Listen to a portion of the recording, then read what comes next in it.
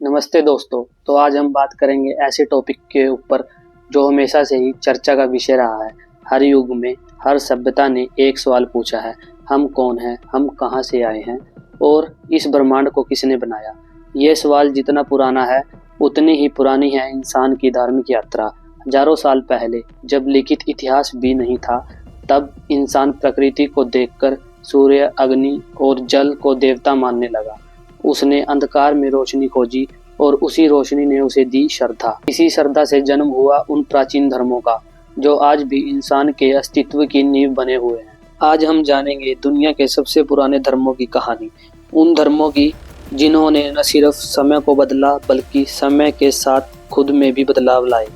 समय बढ़ता गया, सभ्यता बनी, राजाओं के साम्राज्य उठे और मिट गए, लेकिन कुछ विचार, कुछ सत्य अमर रहे। ऐसे कुछ धर्मों ने इंसान के इतिहास की दिशा ही बदल दी।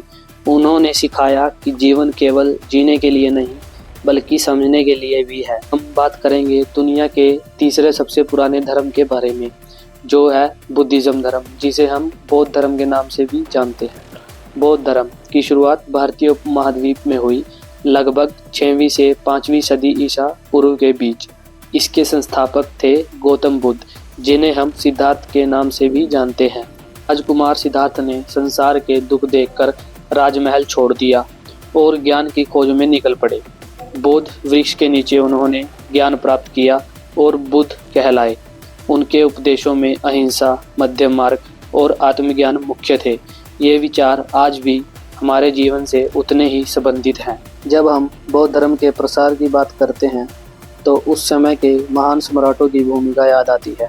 विशेष रूप से सम्राट अशोक का नाम सबसे पहले लिया जाता है। उनके शिलालेखों के अनुसार उनके शासनकाल में बौद्ध धर्म बहुत दूर दूर तक फैल चुका था। अशोक ने अपनी राजनीति में भी बौद्ध धर्म के आदेशों को शामिल किया। अहिंसा, मैत्री और दान सेवा जैसे मूल्यों को बढ़ावा दिया। इस प्रकार धर्म केवल एक व्यक्ति का आचरण नहीं रहा बल्कि समाज और राजनीति दोनों का एक अविनाशी हिस्सा बन गया। समय के साथ बौद्ध धर्म में कई परंपराएं बनी, जैसे थेरेवाद, महायान और ब्रजयान। बुद्ध के विचारों को सुरक्षित रखने के लिए त्रिपिटक जैसे ग्रंथ रचे गए, जो आज भी अध्ययन और साधना का आधार है। समय के साथ भारत में बौद्ध धर्म का प्रभाव घटा, पर फिर भी आज इसके प्रति रुचि और सम्मान बढ़ रहा है। लोग दोबारा बुद्ध के विचारों और जीवन दर्शन की ओर आकर्षित हो रहे हैं। आज बौद्ध धर्म भारत ही नहीं बल्कि तिब्बत, चीन, जापान, थाईलैंड, श्रीलंका जैसे देशों में भी प्रमुख है। करुणा, शांति और ध्यान का इसका संदेश दुनिया भर के करोड़ों लोगों को प्रेरित कर रहा है। बौद्ध धर्म सिखाता है कि एक व्यक्ति की जागृति पूरे समाज को बदल सकती है।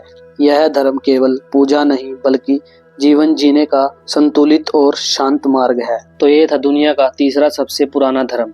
अब हम बात करेंगे दुनिया के दूसरे सबसे पुराने धर्म की, जो है पारसी धर्म। यह धर्म पर्सिया में शुरू हुआ, जिसे हम ईरान के नाम से भी जानते हैं। इसके निर्माता थे जोरस्टर, जिन्होंने लगभग 1500-1200 ईस्वी पूर्व में अपना उपदेश दिया। उनका संदेश था एक स्वच्छ ईश्वर, अहुरा मजदा, और उनके विपरीत बुराई की शक्ति, अंग्रामेन।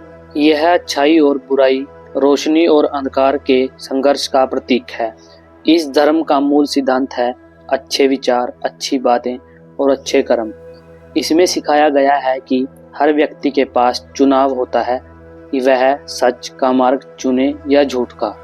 आग और पानी यहाँ पवित्र माने जाते हैं क्योंकि ये शुद्धता और जीवन का प्रतीक है। जोरस्ट्रिज्म ने न सिर्फ पर्सिया के राजाओं को प्रभावित किया बल्कि आगे चलकर यहूदी, ईसाई और इस्लाम जैसे धर्मों पर भी असर डाला।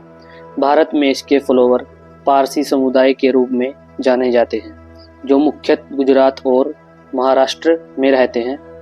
इसके संदेश आज भी उतने ही महत्वपूर्ण हैं। अगर हम अच्छे विचार, अच्छी बातें और अच्छे कर्म अपनाएं तो दुनिया और हमारा जीवन दोनों बेहतर बन सकते हैं। तो ये था दुनिया का दूसरा सबसे पुराना धर्म। अब हम बात करेंगे दुनिया के सबसे पुराने धर्म के बारे में, जो है सनातन धर्म, जिसे आज आमतौर पर हिंदू धर्म के नाम से भी जाना जाता है। यह किसी एक व्यक्ति या संस्था द्वारा स्थापित धर्म नहीं है, बल्कि यह हजार वर्षों में विकसित हुआ। ऋषि मुनियों के अनुभवों, वेदों, उपनिषदों और जीवन के गहरे दर्शन के आधार पर सनातन धर्म शब्द संस्कृत से लिया गया है, जहाँ सनातन का अर्थ है शाश्वत और धर्म का अर्थ है जीवन का नियम या मार्ग। तो अब हम इसके इतिहास की बात करेंगे। बहुत प्राचीन काल में भारतवर्ष में जब प्रकृति, जलवायु और जीवन शैली बदल रही थी, तब वेद यज्ञ, ऋषि परंपराएं और प्राकृतिक पूजा की मान्यताएं प्रारंभ हुई। आगे चलकर इन्हीं परंपराओं ने उपनिषदों, पुराणों और महाकाव्यों जैसे रामायण और महाभारत का रूप लिया। इन ग्रंथों में मनुष्य, प्रकृति, ईश्वर और आत्मा के संबंधों पर गहन विचार किया गया। इसी प्रकार सनातन धर्म एक जीवंत और निरंतर विकसित होने वाला धर्म बना। अब इसके कुछ मूल सिद्धांतों को समझते हैं। पहला, कर्म। हर व्यक्ति का हर कर्म, अच्छा या बुरा, उसी पर प्रभाव डालता है। दूसरा, धर्म। अपने कर्तव्य को ईमानदारी से निभाना, सही आचरण करना और समाज के प्रति उत्तरदायी रहना। तीसरा, मोक्ष। जन्म मृत्यु के चक्र से मुक्ति पाना और आत्मा को परम शांति तक पहुंचाना।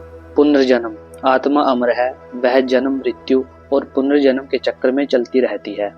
ये सभी सिद्धांत बताते हैं कि सनातन धर्म केवल नियमों या पूजा विधियों तक सीमित नहीं है, बल्कि एक गहरा जीवन दर्शन है जो जीवन, मृत्यु, आत्मा और ब्रह्मांड के संबंधों को समझता है। और एक महत्वपूर्ण बात, सनातन धर्म में प्रकृति भक्ति को भी अत्यंत महत्व दिया गया है।